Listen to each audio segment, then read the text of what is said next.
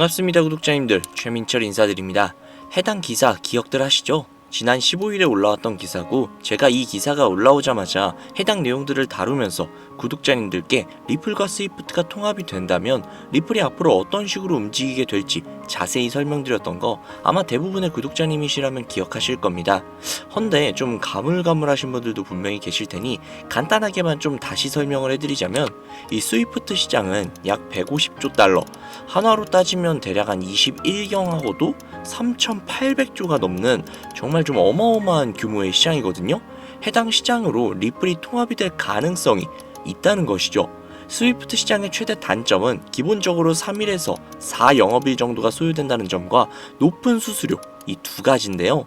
리플은 그 두 가지를 가장 말끔하게 해결할 수 있는 코인이라는 거죠. 그래서 통합설이 돌고 있는 거고요. 그런데 바로 지난 21일 스위프트에서 리플 결제망이 개통됐다는 소식이 들렸습니다. 진짜 오래 걸렸지만 우리가 원하던 바를 드디어 이루어가고 있는데요. 또한 리플, 블랙록 ETF 승인 가능성 역시도 수직으로 상승하고 있죠. 자, 여기 아래 좀 기사를 내려보시면 굉장히 좀 중요한 내용이 있는데요. 이 부분이거든요. 자, 여기에 보시면 리플은 스위프트와 통합할 계획이 없다 라는 이야기를 하면서 여기 있네요. 네, 리플은 스위프트와 협력하는 것이 아니라 대체하려는 것이라는 내용 보이시죠? 즉 단순히 통합 혹은 협력으로 인해서 스위프트 시장에 돌고 있는 자금의 파이를 가져오는 게 아닌 완전히 대체가 되어서 스위프트 시장의 모든 자금을 리플화 시키겠다는 소리입니다. 21경이 넘는 그 수치를요. 자, 이렇게만 된다면 진짜 어마어마한 계획이죠. 이렇게 된다면 리플은 향후 수십, 수백, 수천 달러 그 이상까지도 올라갈 수 있는 어마어마한 미래 가능성이 생긴다는 것이죠. 리플이 무궁무진한 가능성을 가지고 있는 이유, 그리고 전 세계 사람들이 리플에 열광하고 있는 이유, 이것들 뿐만이 아니죠. 이제는 XRP라고 불리는 리플, 한국인들 사이에서는 그 어떤 코인들보다도 인기가 상당히 높은데요. 이는 몇 가지 이유가 있습니다. 첫 번째, 한국은 금융 기반과 디지털 화폐 산업의 발전에 많은 관심을 가지고 있는데요. 리플은 국제금융기관과의 협업을 강조하고 금융 시스템의 효율성 향상을 목표로 하는 특성을 가지고 있어서 한국의 금융기관과의 협업 가능성이 굉장히 높다라고 여겨집니다. 두 번째는 안전성과 신속성인데요. 리플은 분산된 금융거래 시스템을 기반으로 하여 안정적이고 빠른 거래를 제공하는 게 특징이죠.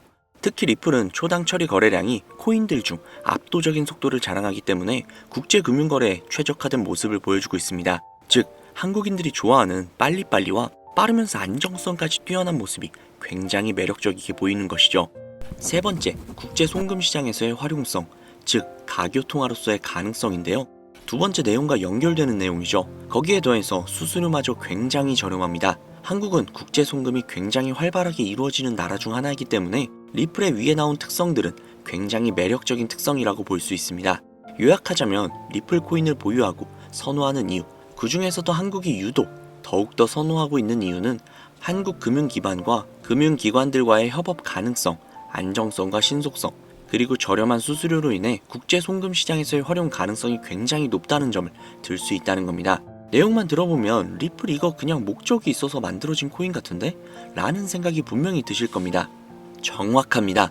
리플은 2004년 리플페이란 이름으로 개발이 되었죠. 개발 시기부터 이미 리플의 목표는 단 한 가지였습니다. 전 세계 은행 간 실시간 자금 송금 서비스. 애초에 개발 당시부터 목적이 가교통화였어요. 금융거래의 목적이었다는 거죠. 그렇기 때문에 발행될 수 있는 코인의 양은 1000억 개로 한정이 되어 있으며 추가 채굴 역시도 불가능합니다. 여기에서 굉장히 큰 메리트가 혹시 느껴지시나요? 잘 모르시겠다고요? 쉽게 설명을 해드릴게요. 자, 구독자님들, 요즘 물가 상승 굉장히 좀 큰 체감되지 않으세요? 제가 어릴 적에는 학교 앞에서 컵떡볶이를 300원, 500원 이렇게 팔았거든요. 그런데 지금은 컵떡볶이가 2,000원이 넘는데요. 엄청나죠? 이 물가 상승률이 1년에 평균 4% 정도 상승을 한다고 합니다. 이 물가 상승이 일어나는 것을 바로 인플레이션이라고 하죠. 인플레이션이 발생하는 원인은 여러 가지가 있지만 가장 대표적인 이유는 바로 통화량 증가에 있다는 겁니다. 즉, 나라에서 돈을 찍어내면 찍어낼수록 국내에 돌고 도는 돈의 양이 많아지겠죠. 그런데 돈의 양이 점점 늘어나게 되면 그 화폐의 값어치가 떨어지게 되고, 화폐의 값어치가 떨어지게 되면 물가가 상승하는 인플레이션이 발생한다는 겁니다. 이 인플레이션이 고도화되면 초인플레이션이 발생이 되고, 이 초인플레이션으로 유명했던 나라가 바로 짐바브웨라는 나라죠. 짐바브웨 달러는 수레에 한가득 싣고 가야 달걀 단 한 개를 구매할 수 있었다고 합니다. 실제로 휴지보다 짐바브웨어 달러가 더 저렴해서 휴지 대용으로 사용했다고도 하죠. 그 당시 짐바브웨 현지 인플레이션은 무려 5천억 %에 달할 정도로 어마어마한 초인플레이션 상황을 겪었습니다. 자, 이제 대충 감이 오시죠? 인플레이션의 주요 원인은 통화량 증가로 인한 물가 상승, 즉 리플은 애초에 국제 송금을 목적으로 만들어진 코인이다 보니 채굴을 할 수가 없습니다. 즉 통화량이 더 이상 늘어날 수가 없죠. 거기에 총 코인량은 1000억 개로 고정이 되어 있다 보니 추가 발행 역시도 불가능하다는 겁니다. 전 세계적으로 인기가 있는데 한정되어 있는 자산이다? 그 값어치는 가만히 있기만 해도 굉장히 큰 폭으로 상승을 할 거라는 겁니다. 마치 금처럼요. 여러분, 워렌 버핏 많이 들어보셨죠? 아마 주식 투자해보신 분들이라면 진짜 지긋지긋하게 들어보셨을 겁니다. 추정 자산이 약 860억 달러, 하나로 125조에 달하는 어마어마한 자산을 보유하고 있는 주식계의 살아있는 전설이죠. 이 자산도 표면에 드러나 있는 추정 자산일 뿐인데요. 이 워렌 버핏의 회사로 유명한 기업이 바로 버크셔 해서웨이라는 기업인데요. 버크셔 해서웨이는 세계적인 투자 지주회사로서 시총이 무려 1000조나 되는 어마어마한 규모의 회사입니다. 그리고 이 어마어마한 규모의 회사인 버크셔 해서웨이가 보유하고 있는 대표적인 회사가 바로 아메리칸 익스프레스죠. 아실 분들은 다 아실 겁니다. 미국에서 가장 큰 규모의 신용카드 회사이자 은행업을 중심으로 한 금융업의 대표주자입니다. 그리고 워렌 버핏이 최대 주주로서 무려 20%가 넘는 지분을 보유하고 있죠. 거기에 뱅가드 그룹과 블랙록이 각각 6.3%, 6.1%를 보유하고 있는 미국에서 알아주는 유망한 기업이라는 겁니다. 이런 아메리칸 익스프레스가 바로 리플의 핵심 파트너라는 겁니다. 이미 지난 8월 아메리칸 익스프레스는 송금을 위해 리플을 채택을 했다는 것 역시도 알고 계시죠? 즉 워렌 버핏과 리플은 공생 관계라는 겁니다. 과거 워렌 버핏은 이런 말을 했죠. 비트코인은 전부 사기다. 그랬던 그가 주식 투자할 때도 가치 투자만을 고집하며 수백조가 넘는 돈을 벌어들인 전 세계에서 손꼽히는 부자인 그가 리플과 협업을 하고 리플을 매수를 하고 리플을 보유하고 있다는 겁니다. 황당하죠?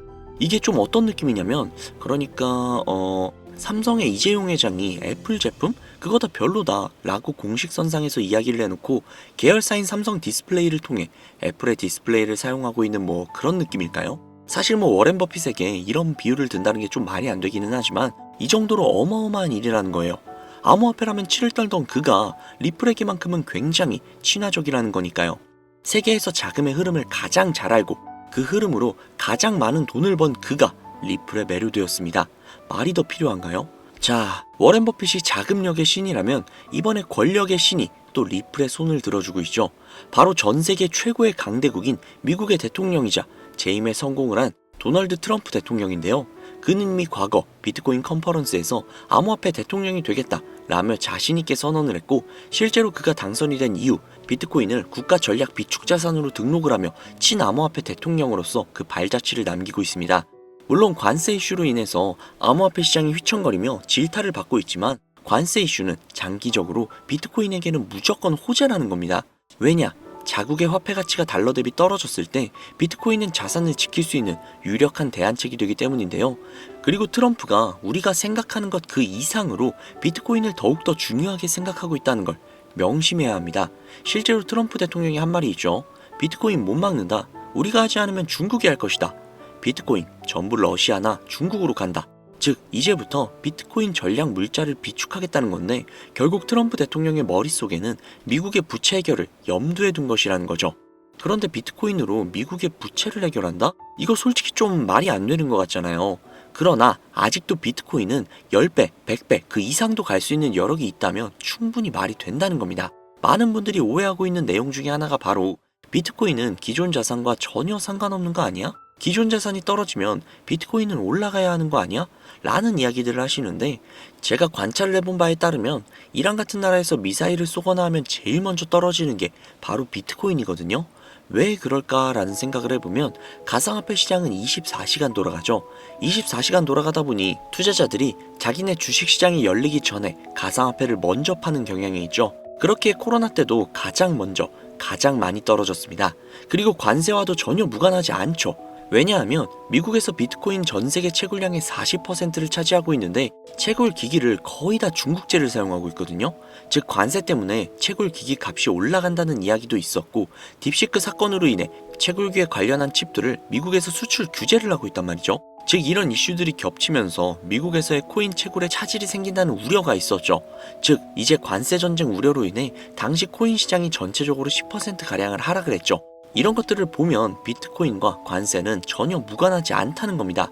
그러나 앞서도 말씀드렸죠. 트럼프는 비트코인 그리고 암호화폐를 굉장히 중요시 여기고 있으며 중국에게 따라잡히지 않으려면 이 암호화폐를 확실히 정립하고 보유해야 한다는 걸 그 누구보다도 잘 알고 있습니다. 가상자산 회의에서 이야기를 꺼내도 늦지 않은 비트코인 이외의 각종 코인들의 전략적 비축자산 관련된 이야기를 꺼낸 것은 다분히 의도적이었다는 거죠.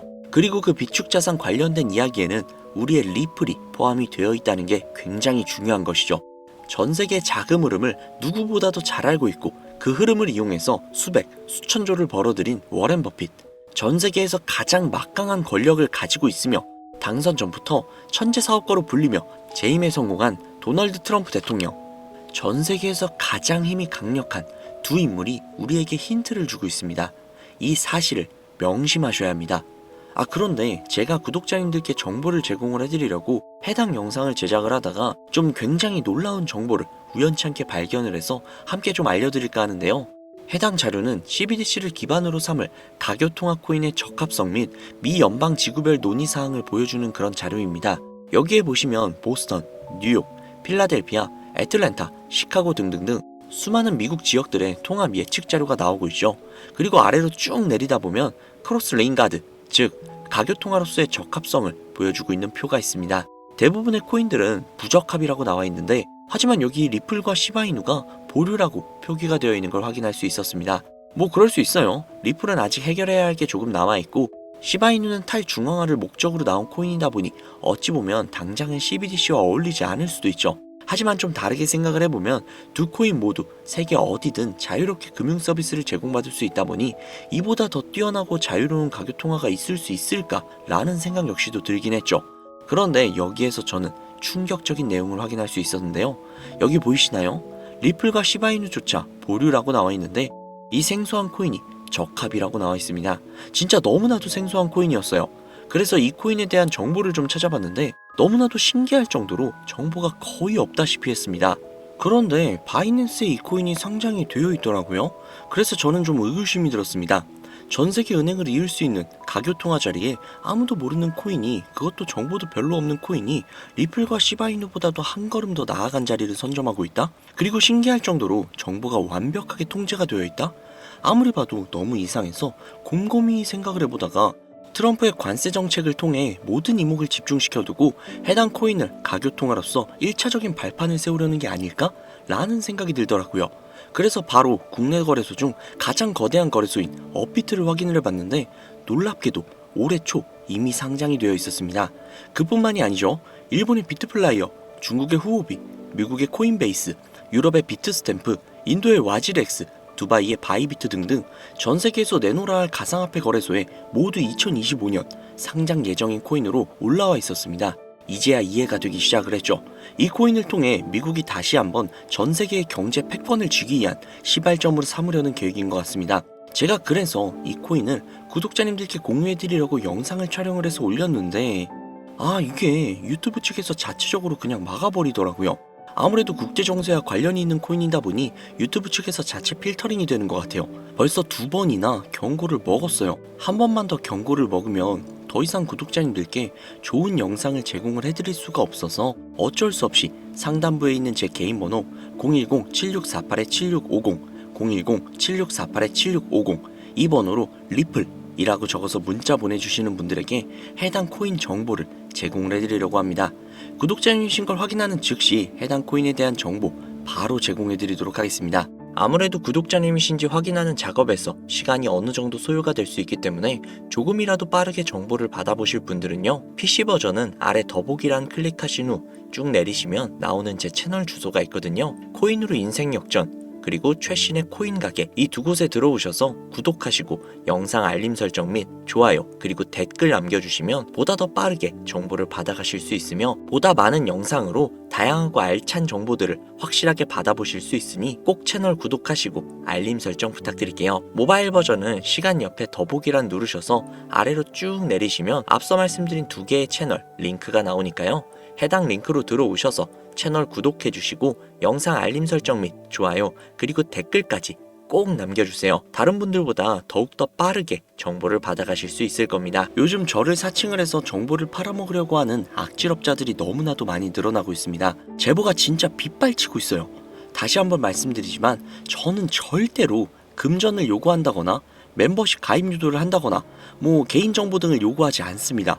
그런 사칭범들이 워낙 많아서 문자를 보내주시는 분들 한 분 한 분 제 구독자님이신지 확인 후 공유해드리다 보니 약간의 시간이 소요가 된다는 점 다시 한번 양해 부탁드립니다. 저는 진짜 많은 거 안 바래요. 오로지 제 채널을 키우기 위해서 제 영상을 보시고 제 채널 구독, 좋아요, 알림 설정 그리고 댓글 정도만 남겨주시면 저는 그걸로 만족합니다. 그리고 제 영상을 통해서 구독자님들이 조금이라도 더 나은 삶을 사실 수만 있다면 저는 그걸로 정말 만족합니다. 그러니 이건 외에 요청하는 게 있다면 제가 아니라 사칭이니까 진짜 조심하셔야 돼요. 앞으로 더 좋은 영상, 더욱더 도움이 되는 정보로 다시 찾아뵙도록 하겠습니다. 오늘 하루도 고생 많으셨습니다. 감사합니다.